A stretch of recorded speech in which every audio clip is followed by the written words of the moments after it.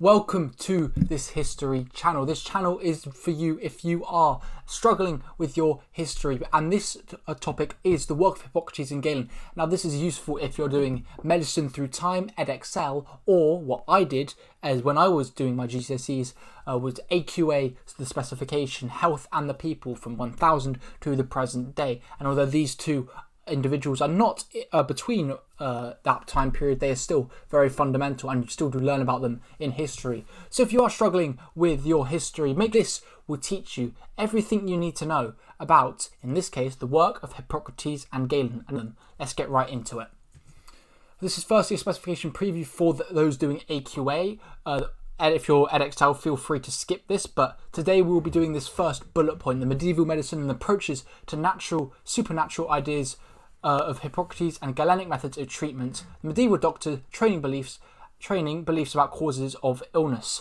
So this is, the before what people were thinking in the medieval times and why they were thinking in that way, and that is based on Hippocrates and Galen and their beliefs. And now this, for those doing AQA, would fall under the prevention and treatment category for those 16 markers. So firstly, the first thing we got to know, which you should all know about if you're studying this, is the four humours.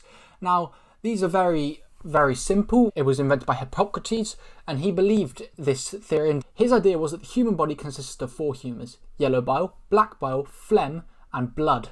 And that when one of these humours was imbalanced, you became ill. And that was, for a very long time, most people's beliefs in the reason of cause of illness.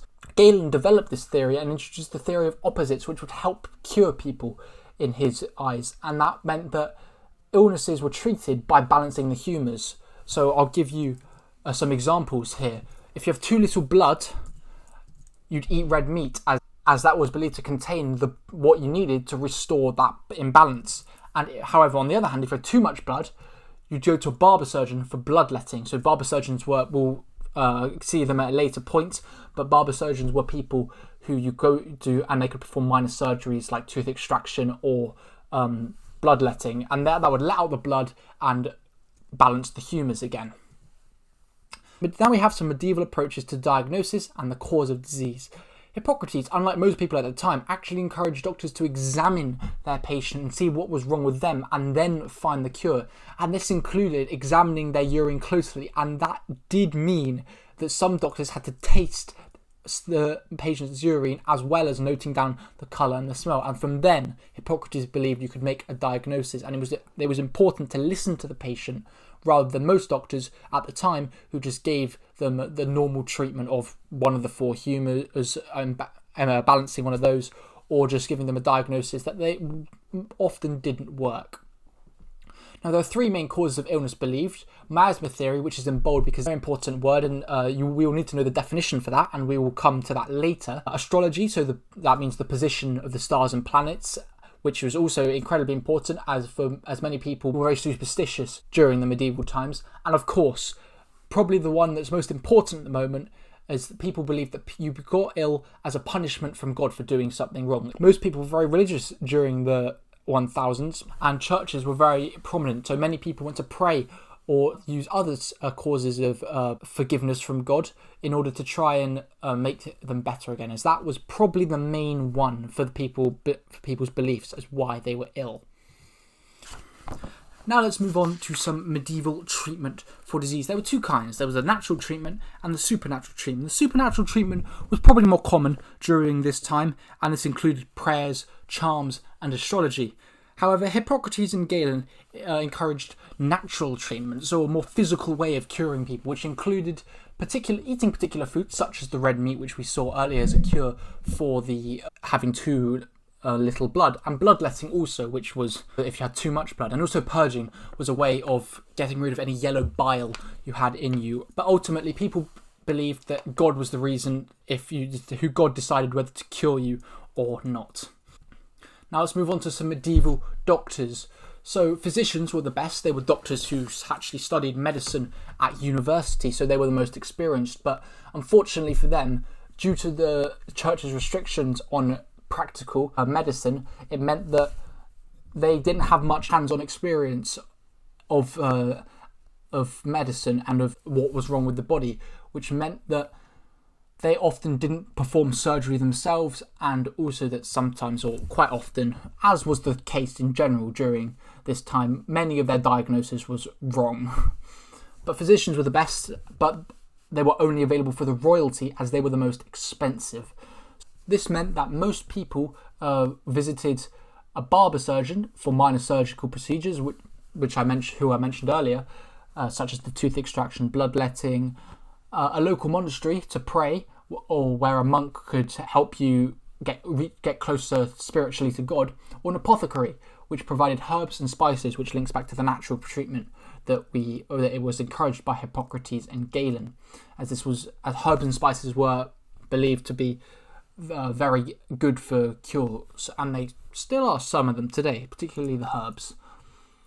Now we have some key words and phrases. So first of all, the four humours, very important, as they were very profound throughout history, and people were still believing them even to an extent in the 17th and 18th century. So it's very important to know what those four were: phlegm, black bile, yellow bile, and blood.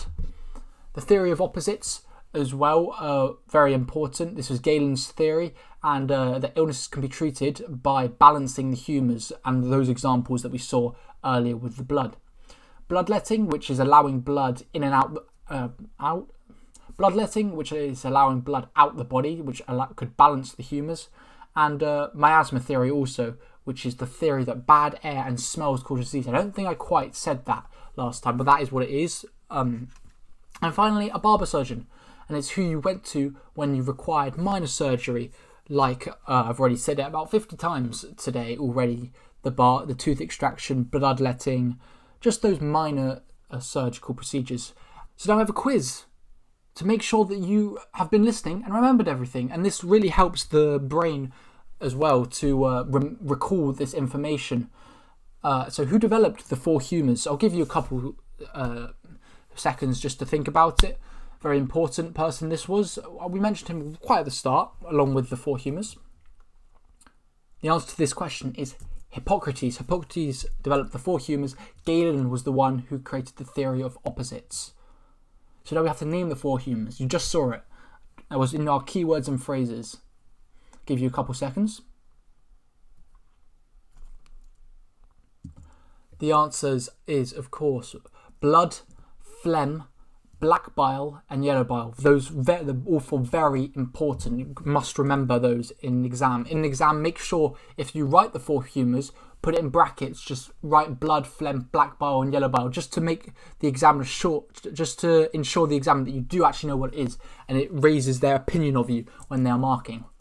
So, who developed the theory of opposites? I did just say this, and that is, I forgot I put this question in, but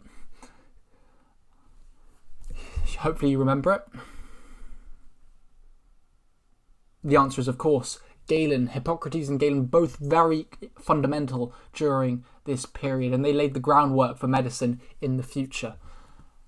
And final question, what three things were thought to be the main cause of illness in medieval England? Give you a couple seconds for this one, maybe a bit longer this time, as this is a much more difficult question. Hopefully you get it right there.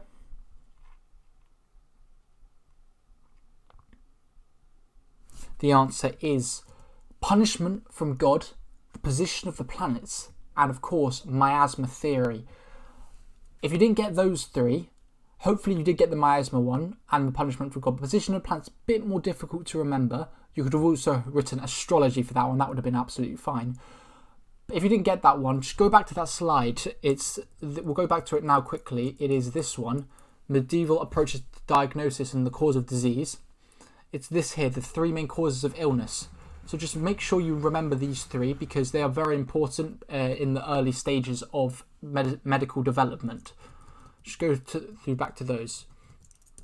Now we're going to have a specification review for those AQA students, just to show you guys that what we have done today. I know I said earlier what we would be doing, but just to reassure you in your mind that this is what we've learned. So we've done the approaches, including natural and supernatural, in medieval medicine. That was the ideas of Hippocrates and Galen and the four humours. We did the treatments as well, how many people treated disease. We also did medieval doctor training beliefs, so that was physicians, and the beliefs about the cause of illness, and that was that last question right at the end there. And thank you guys for watching. This will be the thumbnail and the title of the next video, The Effect of Religion on Medical Progress, and this will include Christianity and Islam. So two very important factors in early medicine, particularly Islam. Is very incredible, very interesting in my opinion, what Islam did. So make sure you do tune in for that video when it does come out. See you guys next time for this video. Drop a like down below if you have enjoyed this PowerPoint and it's helped you learn a lot. I hope it has.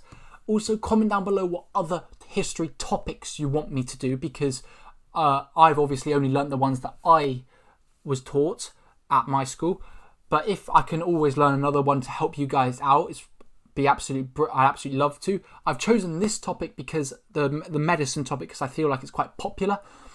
And I'll see you guys in the next video. Goodbye.